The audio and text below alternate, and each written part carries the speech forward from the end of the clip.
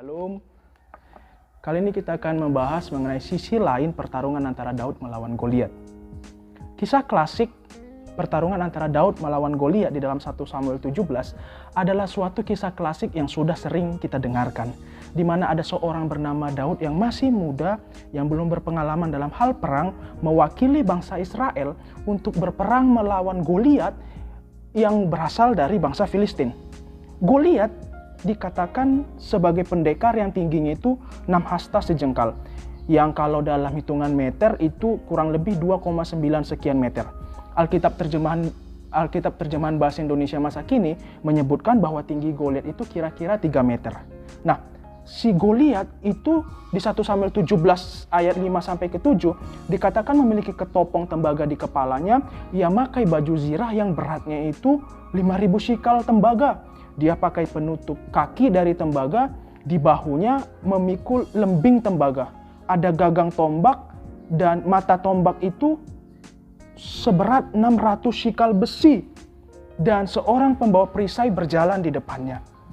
Nah, kalau secara sederhana dan di atas kertas, Daud melawan Goliat, udah jelas yang menang adalah Goliat. Tetapi kenyataannya di akhir kisah justru Daudlah yang menang. Nah, inilah yang membuat kisah Daud melawan Goliat ini menjadi sangat menarik.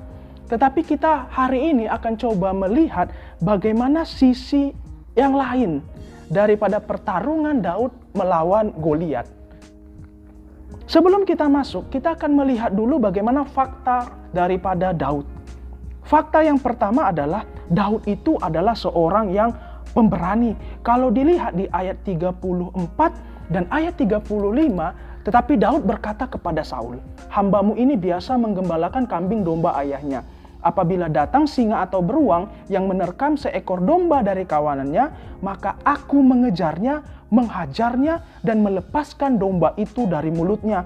Kemudian apabila ia berdiri menyerang aku, maka aku menangkap janggutnya, lalu menghajarnya dan membunuhnya." Nah, kita bisa melihat bahwa Daud ini adalah seorang yang pemberani. Singa dan beruang yang mengganggu kawanan ternaknya pun ia kejar, ia hajar, bahkan ia sampai bunuh.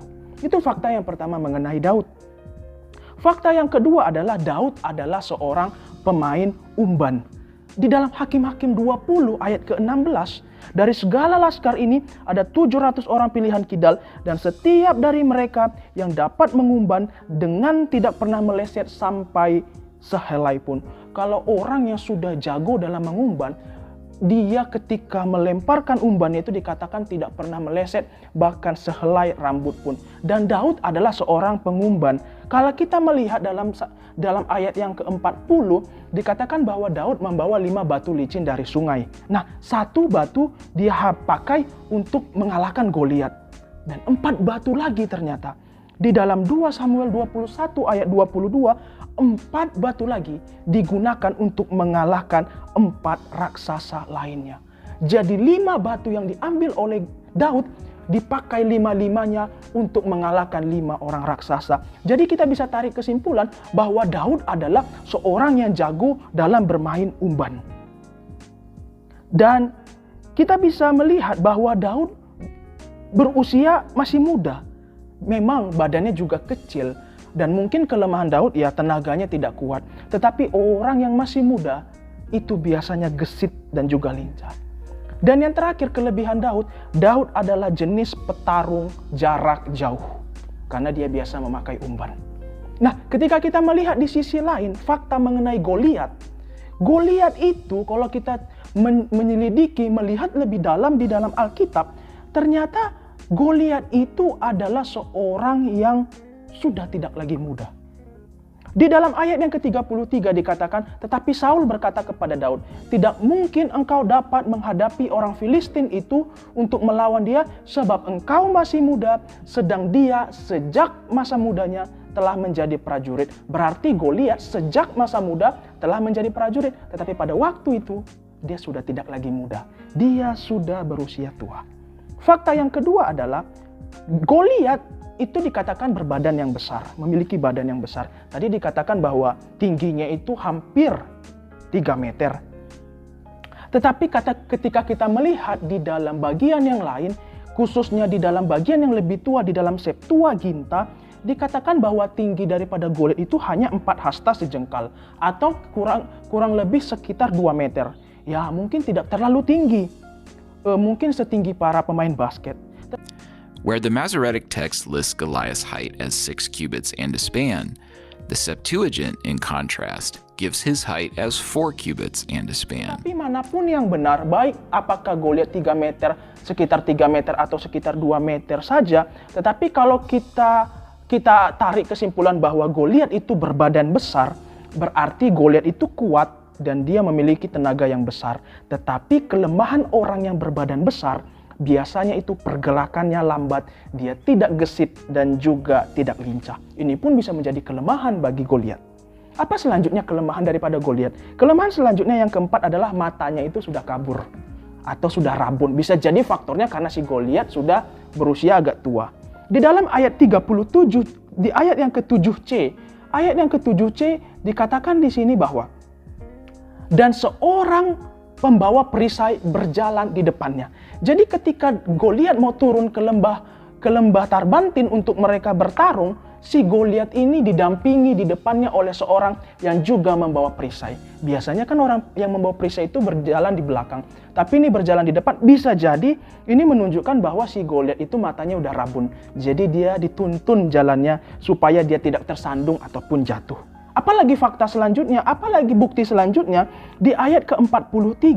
Nah, si Goliat itu berkata sama Daud seperti ini, "Anjingkah aku, maka engkau mendatangi aku dengan tongkat." Dalam terjemahan bahasa Indonesia katanya tongkat, tetapi dalam beberapa terjemahan Alkitab bahasa Inggris dikatakan bahwa kata tongkat itu sticks, pakai S yang berarti tongkatnya lebih daripada satu atau banyak tongkat. Jadi sederhananya seperti ini, Daud itu membawa satu tongkat. Di ayat ke-40, dia membawa sebuah tongkat. Tetapi yang Goliat lihat bahwa si Daud membawa ada banyak tongkat. Ada tongkat yang lebih dari satu. Bisa jadi orang yang matanya rabun ketika melihat benda itu berbayang-bayang sehingga jumlahnya bisa lebih daripada satu. Ini pun bisa mengindikasikan bahwa si Goliat ini matanya itu sudah kabur atau rabun. Nah, kemudian apa lagi yang bisa menjadi kelemahan daripada si Goliat? Yang terakhir adalah dia petarung jarak dekat. Nah, ada 3 jenis petarung ketika peperangan secara umum, terjadi perang secara umum. Yang pertama adalah jenis petarung yang bernama kavaleri. Kavaleri itu adalah prajurit bersenjata. Mereka biasanya menunggangi seekor kuda atau kereta perang. Yang kedua, itu adalah prajurit proyektil atau artileri. Nah, ini adalah golongan petarung yang biasa memakai panah atau pelontar batu. Nah, pelontar batu itu bersenjatakan ketapel berupa kantong kulit dengan tali panjang di kedua sisinya. Nah, Daud ini adalah termasuk daripada artileri. Berarti dia petarung jarak jauh. Nah, batu itu dimasukkan ke dalam kantong, kemudian diayunkan memutar. Nah, makin lama ayunannya makin kencang sampai satu tali dilepas sehingga batu terlontar dengan kencang.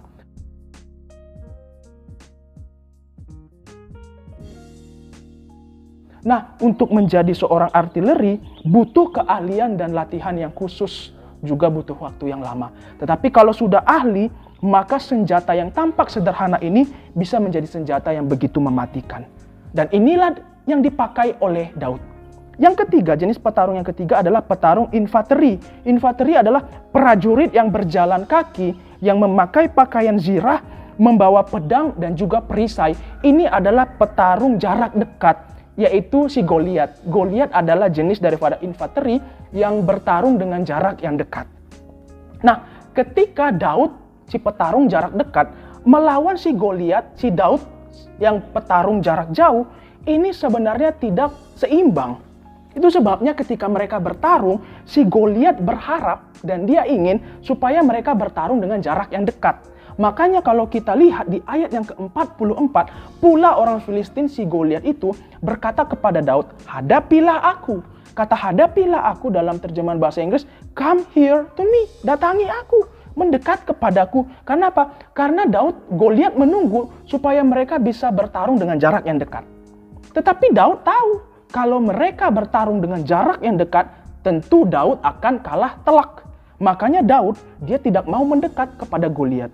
Karena tidak mau mendekat kepada Goliat, akhirnya apa yang dilakukan? Goliatlah yang akhirnya mendatangi si Daud. Di ayat ke-48 dikatakan, ketika orang Filistin, ketika si Goliat bergerak maju untuk menemui Daud, maka Daud berlari untuk menemui orang Filistin itu. Nah, langsung Daud memasukkan tangannya ke kantongnya, diambilnya batunya di dalam umban, maka dilemparnya dan kena langsung kepada dahi daripada Goliat.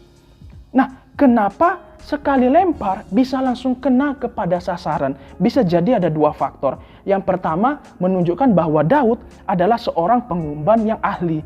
Dan yang kedua, menunjukkan bahwa Goliat itu bergerak lambat dan tidak sempat untuk mengelak daripada serangan Daud. Goliat langsung tumbang dan Daud mengejar mendekatinya, mengambil pedangnya dan memancung kepala Goliat dan akhirnya berhasil mengalahkan Goliat.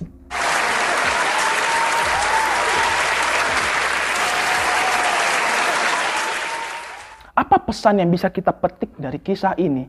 Semua orang, setiap orang pasti pernah diperhadapkan dengan yang namanya raksasa Goliat. Meskipun raksasa Goliat tidak dalam bentuk fisik, tidak dalam bentuk musuh yang memiliki tubuh yang besar, tetapi Goliat dalam bentuk-bentuk yang lain. Bisa jadi seperti pergumulan, masalah, penyakit, krisis, dan lain sebagainya. Tapi seringkali kita memandang raksasa Goliat itu, musuh itu, pergumulan itu tampak terlalu besar dan kuat, sehingga seringkali kita itu mengambil tindakan seperti orang Israel yang langsung takut. Bahkan Saul yang badannya lebih besar dari antara prajurit Israel juga mengalami ketakutan. Dan sebenarnya musuh sesungguhnya yang paling besar itu adalah ketakutan itu sendiri. Padahal ketika kita sudah belajar tadi, di balik kehebatan dan kebesaran daripada Goliat, ada banyak celah, ada banyak sebenarnya kelemahannya. Dan bagaimanakah Daud bisa mengetahui kelemahan daripada Goliat dan dia berani untuk menghadapinya? Ketika dia yakin bahwa Tuhan ada berpihak kepada dirinya. 1 Samuel 17 ayat 45 dikatakan, engkau mendatangi aku dengan pedang, tombak, dan lembing. Tetapi aku mendatangi engkau dengan nama Tuhan semesta alam, Allah segala barisan Israel yang kau tantang itu. Jadi apapun saat ini pergumulan kita, yang sedang saat situasi berat yang kita alami, yang bisa jadi menjadi raksasa Goliat di dalam hidup kita, pastikanlah bahwa kita tidak takut. Pastikan bahwa diri kita tidak akan kalah. Kenapa? Karena kita harus benar-benar meyakini bahwa kita tidak sendiri. Yakinkanlah diri kita bahwa Tuhan yang menyertai Daud adalah Tuhan yang sama, yang juga menyertai setiap kita. Dan kalau Tuhan sudah berpihak kepada kita, rasakanlah dan alamilah kemenangan yang luar biasa bersama dengan Tuhan. Tuhan Yesus memberkati.